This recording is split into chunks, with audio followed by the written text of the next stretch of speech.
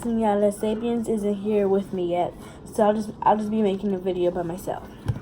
Okay guys, so what I'm basically doing is that I'm going to show you all my slimes, but not all of them, a few, because I made so many slimes, but I'm just going to show you all a few of my slimes that I made. So let's get into the video.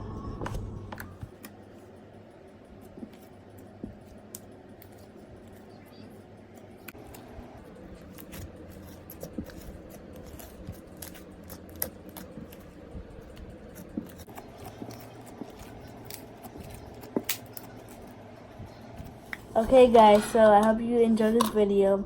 If you did, give it a thumbs up, subscribe to our channel, and hit that bell for more notifications. So I'll see you all later. Bye!